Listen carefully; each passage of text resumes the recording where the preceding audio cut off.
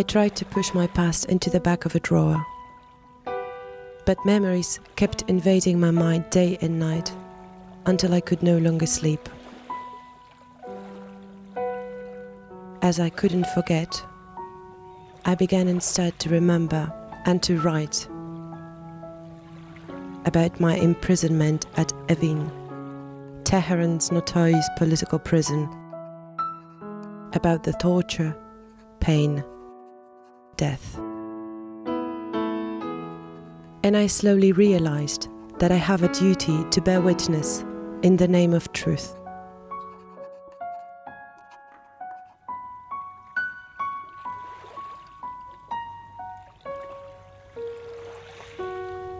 Marina Nemat is an Iranian and a Christian. She was condemned to death at the age of 16 and had to flee Iran in 1990. Now married with 2 children, Marina tells us her testimony. Facing the truth of her own story and that of her country, she shows us that choosing justice and forgiveness is a power which can set us free.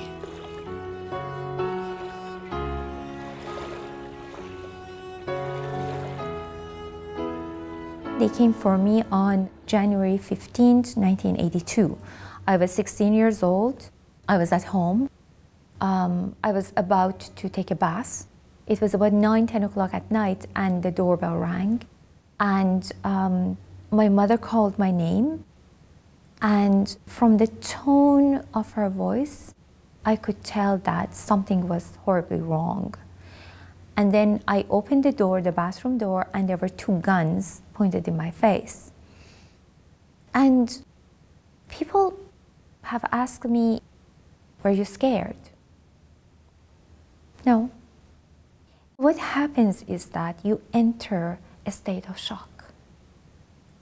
A state of shock is like an armor. You put it on, and emotions, they don't touch you anymore. So I didn't feel afraid. And my mom and dad, they were crying. And I was looking at them and I was thinking, why are you crying? It's not a big deal. I'm just getting arrested. It's not a problem. It's okay. And the guards, they put me in a car. They drove me to Evin prison, which is a big, very big political prison in north of Tehran, and it was built during the time of the Shah for political prisoners. It was supposed to turn into a museum with the fall of the Shah, but it didn't.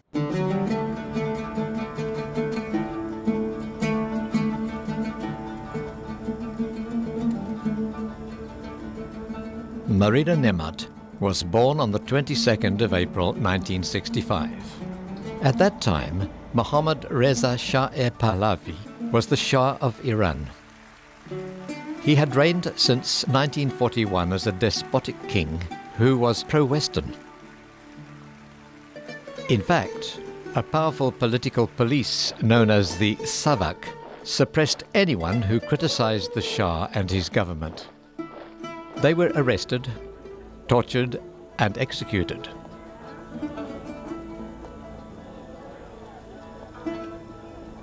In her book, Prisoner of Tehran, Marina tells her story. The Shah takes money from oil revenues. He has palaces built and gives grandiose dinners. 4 months before my birth, the Prime Minister Hassan Ali Mansour was assassinated by members of the fundamentalist Islamic opposition, whose leader, the Ayatollah Khomeini, wanted to install a Shiite theocracy in Iran.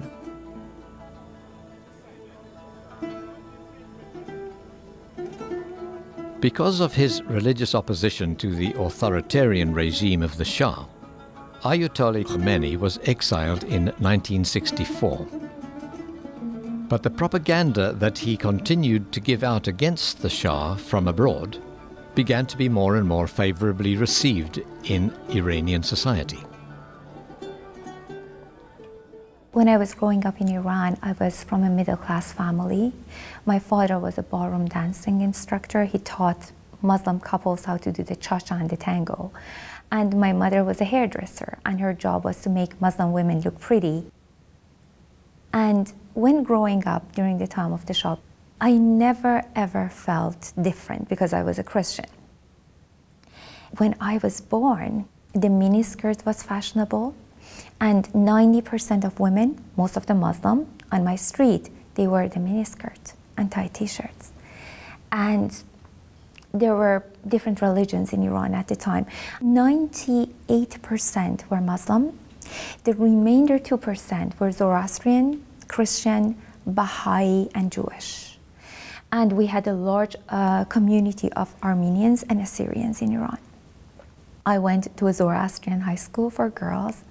Zoroastrianism is a beautiful religion, and it used to be the religion of Persia before the attack of the Arabs in the 7th century. And I went to their school because it was close to my house. The Catholic school was very far.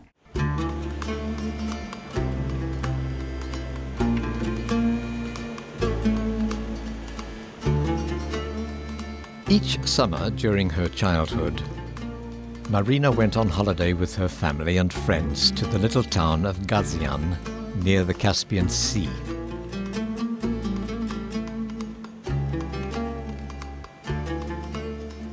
I spent the 2 months cycling, swimming, playing with other children, free as the air, and only came home to eat and sleep. Each morning I'd say the Our Father as my grandmother taught me.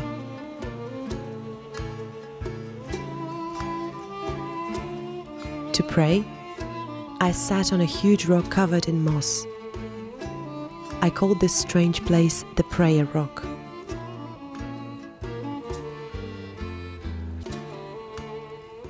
I used to read a lot of Jane Austen and Ernest Hemingway and C.S. Lewis, and a lot of Persian poetry.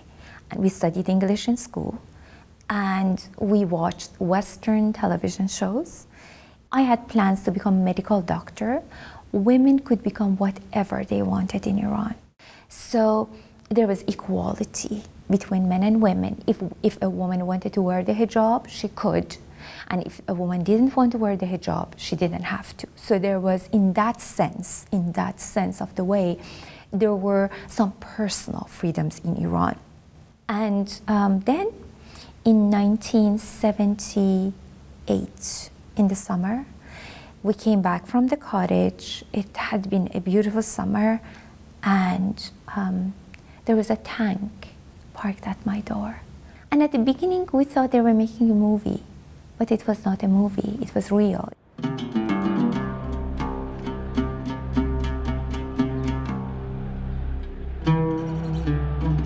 For quite some time, huge demonstrations against the Shah's regime had been rocking the country. So Shah Mohammad Reza instituted martial law. In the autumn of 1978, strikes paralyzed the country, particularly the oil industry.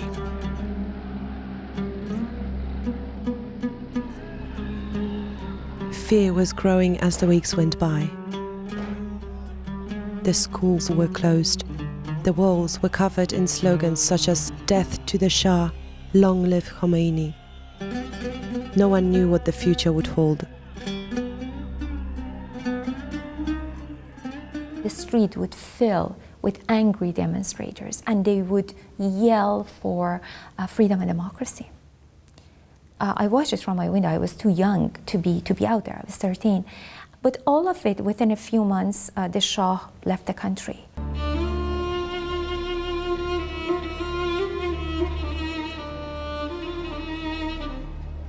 On the 16th of January 1979, the people made the Shah renounce his power and go into exile.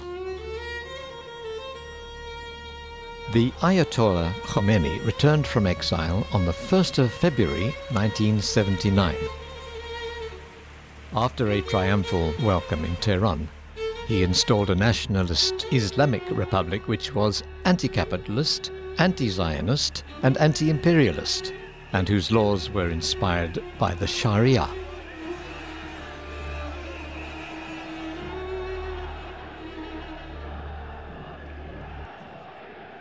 You have to realize that back then, the idea of Islamism, Islam not as Islam the religion, but Islam as a political movement, was brand new. In 1979, 78, 79, Khomeini created literally a new brand of Islam that is more political than it is religious. And at the time, the majority of the people of Iran, especially the ones who were living in the rural areas, the ones who could hardly read or write, for them, religion was a way of life. And Ayatollah Khomeini had the ability to communicate to the illiterate, to communicate using the ideas of religion to communicate with the people. So when the left wing and the right wing witnessed that, they thought, okay, we are going to support Khomeini, we are all going to come together, and then once we get rid of the Shah, then we are going to find a way to work towards freedom and democracy. And this is why they were on the streets of Tehran supporting Khomeini and asking for an Islamic Republic. Because Khomeini told the people that an Islamic Republic is going to be a democratic society. And people believed him because he claimed to be a man of God. So, everybody said, okay, he can't possibly be lying because he's a man of God.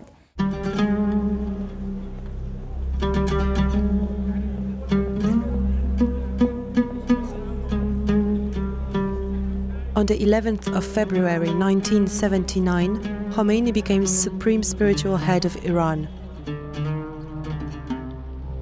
All the people believed in a better future and in democracy. However, as the months went by, in the school year of 79-80, I had the impression that the country was sinking further and further into obscurantism.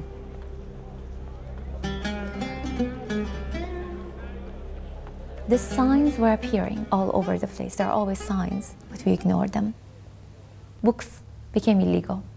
Any book written in English or in another language, illegal. Dancing became illegal. My father had to shut down his dance studio. He had to go work in a factory. My mother had to shut down her beauty salon. She didn't have a job anymore. And you would be arrested if you didn't have a headscarf, if you were not wearing a loose jacket, if you were not wearing dark colors. Boys and girls could not go out together anymore. They would be arrested. Slowly, slowly, we lost not only the freedoms that we had gained with the revolution, but the personal freedoms that we had.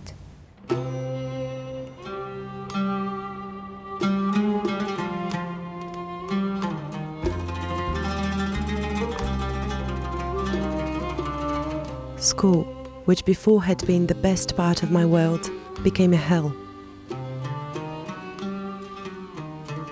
Young fanatics who were inexperienced in their subjects replaced most of our teachers.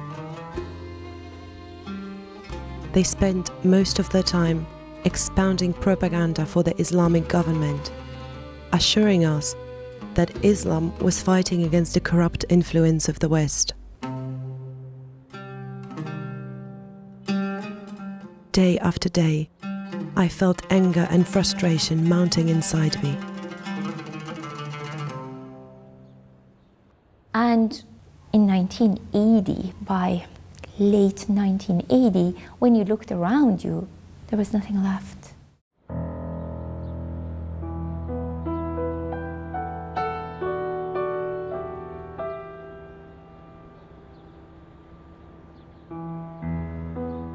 On the 15th of January 1982, Marina was taken to Evin prison. A smell of sweat and vomit was constantly in the corridors. There was a constant nightmare of sounds of voices, shouting, and whiplashes.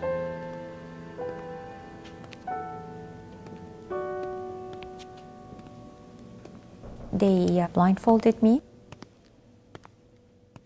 and everybody is blindfolded. And please pay attention to the present tense. I'm using present tense. Evin is operational as we speak.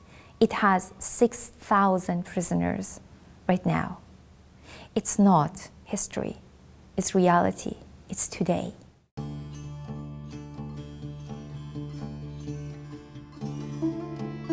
I was taken to an interrogator. I was convinced that they had no reason to torture me. I covered nothing up which could have been useful to them. I didn't belong to any political group. And he asked me questions. He asked me, have you done anything against the government? Have you written any articles against the government? I was 16. My grandmother had always told me, she was a good woman, she was a religious woman, she always took me to church, and she had told me, if you want not to get in trouble, tell the truth. So I told the truth. I said, yes, I have written articles against the government, and I had written articles in a school newspaper. And then he asked me, have you attended protest rallies? I said, yeah, I have attended protest rallies. And it was not a secret. I attended protest rallies in my own neighborhood. And every single protest rally that I went to, and I went to many, was attacked by the Revolutionary Guard. People were shot, tear gas all the time, people were beaten, a lot of people arrested. And we continued to protest, but the problem is that the world didn't hear it. Because the world, back then there was no internet, there was no YouTube, there was no cell phone. So the world did not see, and all foreign journalists had been expelled from Iran. Iran had become a dungeon, a big prison.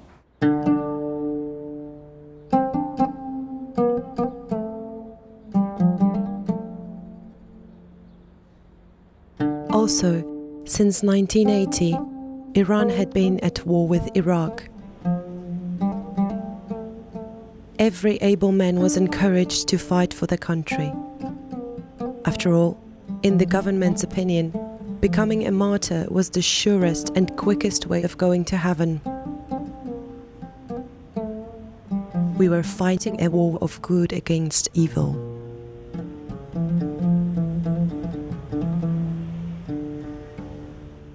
At the time, torture was common practice in Evin prison. 99% of prisoners were tortured, many of them severely. So they would torture you to the point that they decided you had broken. And if there was too much resistance from you, you would be executed. This is what Marina went through.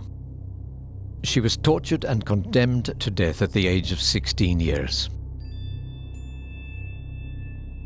But on the night of her execution, as she was tied to a post with 4 other young people, her jailer, Ali, came rushing in to free her from the firing squad. He had obtained a pardon from the Ayatollah Khomeini. Instead of the death sentence, she was to get life imprisonment.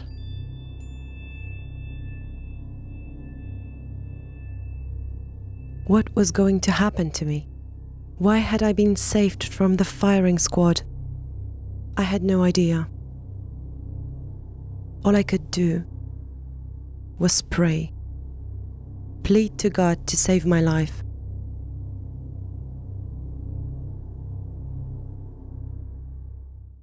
I was sent to a cell block with hundreds of other girls, most of them, 90% of them under the age of 20. And in each of them, during the time of the Shah, there were maybe 5 or 6 prisoners in each cell. During my time, there were 50, 60, or 70 people in each one of the small cells. There are 300 people in one bathroom. So you literally lived your life in prison, in the bathroom line. And as you're standing in the line to go to the bathroom, there are names being announced on the loudspeaker. You know, every time 5, 10 names, and a lot of these people whose names were called, they were tortured, or they never came back. They were executed.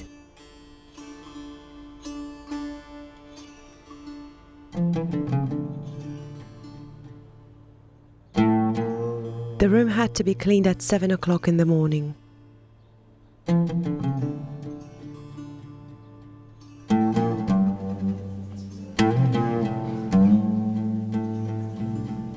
I was very scared that I would spend the rest of my life in Evin. I thought all the time about Andrei, whom I had met one day at church. Faced with the possibility of my imminent death, I knew now that I loved him. He was my only hope. I held on for him.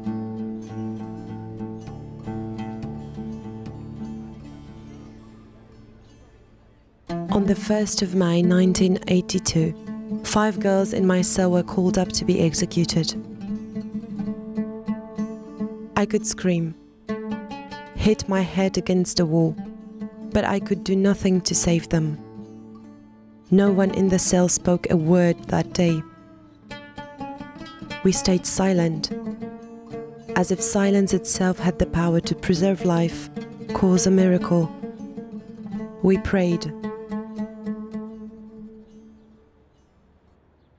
I was called about 6 months after I had been arrested, and it was daytime. They took me to the interrogation building. My interrogator was there, and it was Ali, and he was very clear in what he needed to say to me. He said, listen, you were sentenced to death, and your sentence, I reduced your sentence to life in prison. You're going to be here forever. So I want you to marry me and to become my wife, and if you do not, I will arrest your mother and your father and your boyfriend. Is that clear? It was clear.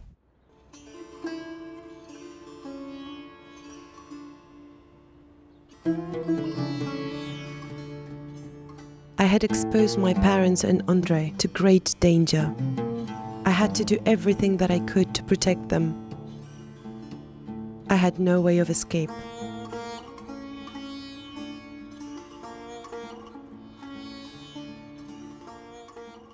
I said, okay, I'll marry you. Anything you want from me, I'll do. Just don't arrest my family.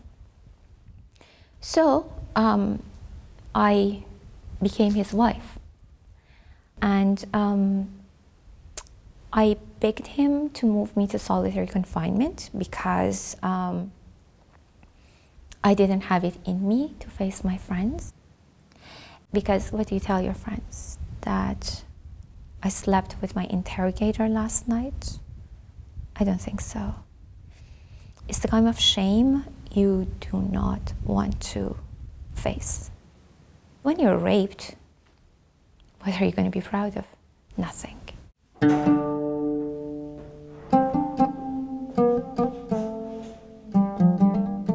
I was forced to convert to Islam in order to undergo this marriage. The word traitor resounded in my head. They would hate me. My parents, Andrei, the priests, my friends. And you, Lord? Would you hate me as well? No, I could not believe it. Who is I to know what to think?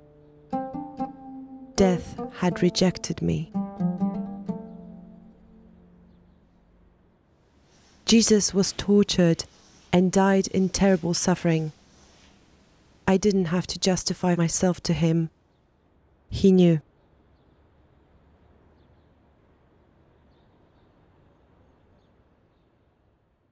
This man took me on short leaves of absence to visit his family. I expected his mother to be an evil person. And this little woman opened the door, she grabbed me, she took me in her kitchen, she made me sit down at the kitchen table, and all the food in the refrigerator ended up on the table in front of me. And she said, eat. I beg you to eat, you look hungry. And she treated me like a human. For the first time in months, I felt like a human being because of that woman, a Muslim woman, the mother of a torturer. And she said that Ali, my torture husband, had been a political prisoner in Evin prison for 3 years during the time of the Shah.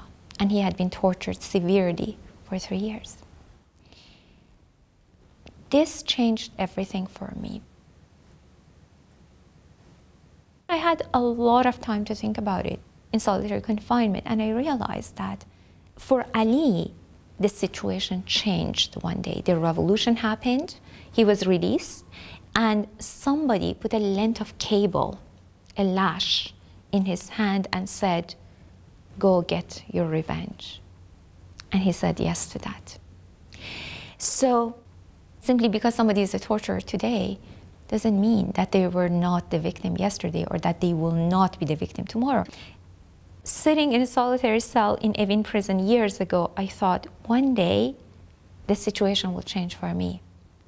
In Evin, they tortured me, they raped me, and they forced me to convert to Islam. They changed my name. There was nothing left, probably. If you looked at it, there was nothing left. But yet, no matter what happens, no matter, despite all of that, I had a choice. I could say yes to that option of torturing other people and getting revenge, or I could say no. And I decided to say no, no matter what. And I realized that there is a big difference between justice and revenge. Revenge is immediate, it's quick, and it destroys. Justice is long, it takes forever, and it takes a lot of patience.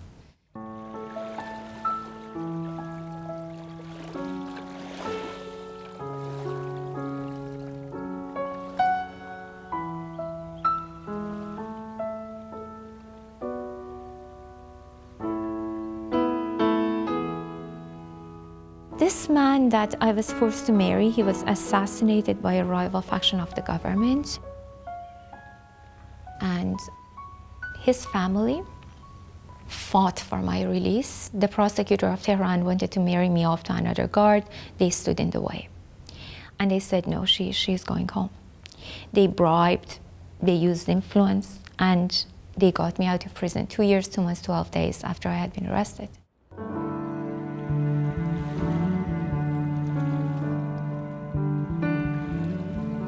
On the 26th of March, 1984, I left Evin. When a prisoner was freed, her family would wait in a park 2 kilometers from the prison. I didn't know what I was going to tell to my parents.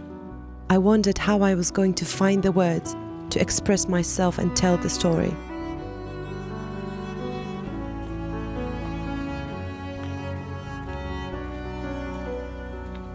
I sat at the dinner table with my parents, with a couple of family friends, with my boyfriend, Andre.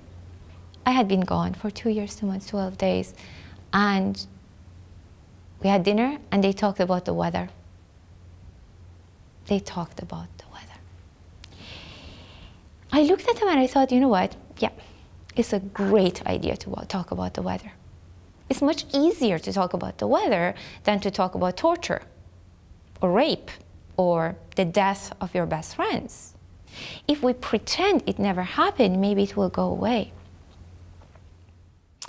And me and my family, and I guess the whole people of Iran, played, and many are still playing, the game of forgetting. If you don't acknowledge that something is wrong, you don't have to assume responsibility. Nobody wants to assume responsibility. So the situation continues as we speak.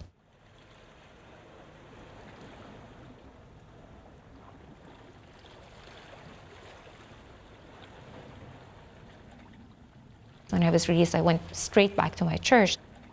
I went for confession and I was accepted back, and I married my boyfriend in the Catholic Church. And that literally put another death sentence over my head, because once you convert to Islam, you cannot convert back.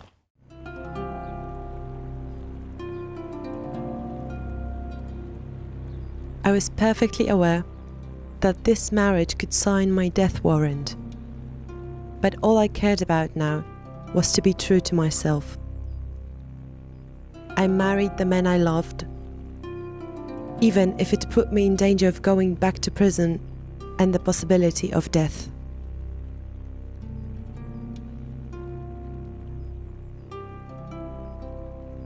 We escaped Iran in 1990.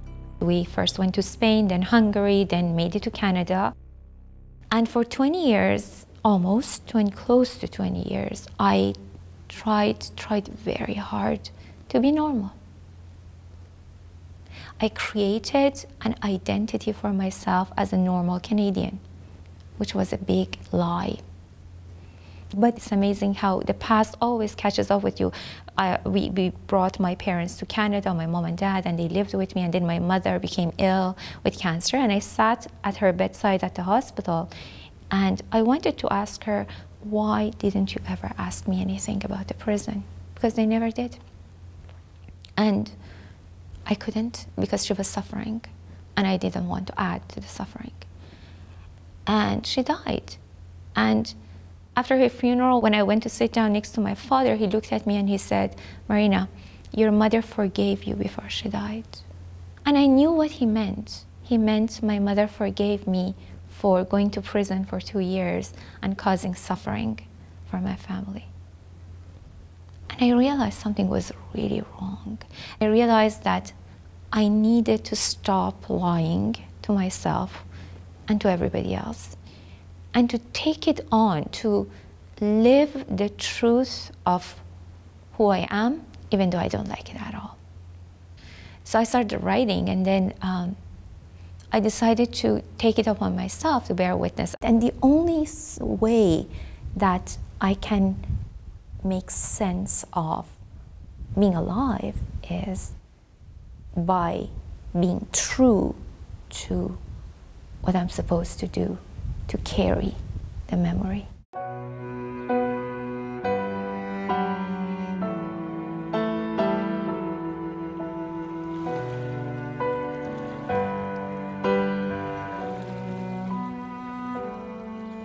Marina Nemat and her husband André now have 2 children and are living in Toronto.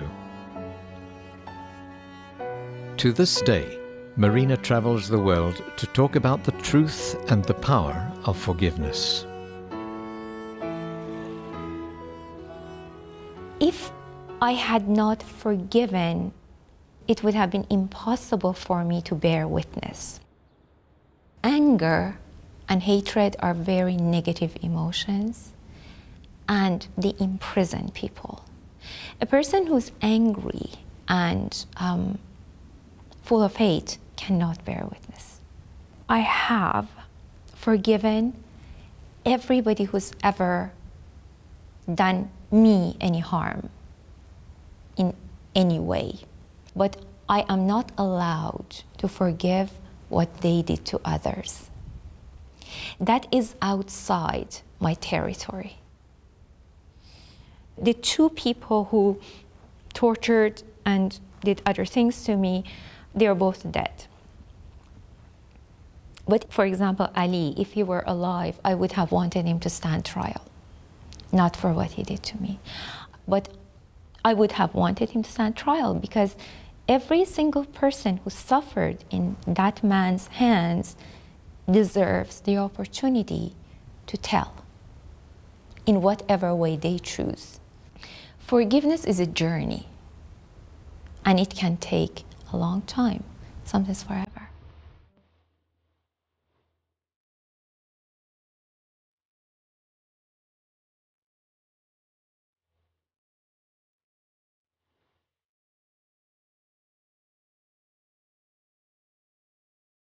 Since December 2010, many countries in the Arab world have experienced significant internal change, with many revolutionary protests taking to the streets. Demonstrations to demand democracy, demands for a redistribution of wealth, to ensure better living conditions, jobs and human dignity.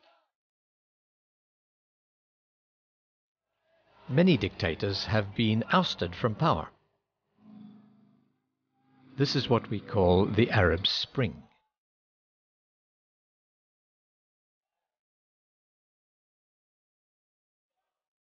What they call the Arab Spring right now is not the Arab Spring. It is a movement that started with the revolution in Iran. If you put what happened in Egypt and what happened in Iran side by side, the Shah, Hosni Mubarak, the situation's extremely similar. 30 years ago, a movement started in Iran, and now we are seeing almost like a domino effect. It's just spreading. Dictatorships that were supported by Western governments are falling. And this is inevitable. Dictatorships fall because their foundation becomes rotten and it collapses. But does every revolution lead to democracy? No, it doesn't. And it would be so naive to think that without understanding Islam and Islamism, the differences between them, and the problems that they pose, we can help the Middle East achieve democracy. This new idea of Islamic fundamentalism in the form of political Islam, I call it Islamism, started this new phase of existence with Ayatollah Khomeini. What was, I think, proven in Iran, but not only in Iran, in Saudi Arabia, in Afghanistan, in Pakistan, in so many countries, is that if we mix religion and politics together, and if we decide to use religion to rule as a tool of oppression, of one group having power over another, it doesn't work. Because then you will have the oppressor and the oppressed. In Iran, Khomeini's ideas were beautiful. They talked about freedom and democracy for all. And in reality, it was shown that it doesn't work. Why? Because it divides the world into us and them. You cannot divide the world into two groups and then have democracy. It doesn't work. Iran has learned a lesson, I think. And I just hope that the rest of the world is going to pay attention to that lesson, and that the people of Iran will eventually get that opportunity to put that lesson to use and to create a system that is not based on religion, that it respects all religions, all peoples, all ethnic groups.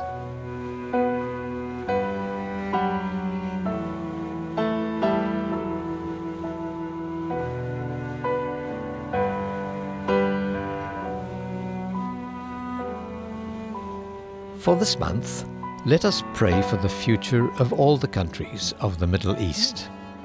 In particular, for all the Christians who live in these countries.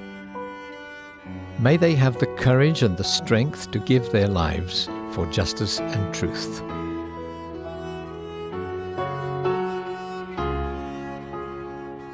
The word of God for this month is from the Gospel of John, chapter 12, verse 24. Jesus says, "In all truth I tell you, unless a wheat of grain falls into the earth and dies, it remains only a single grain. But if it dies, it yields a rich harvest."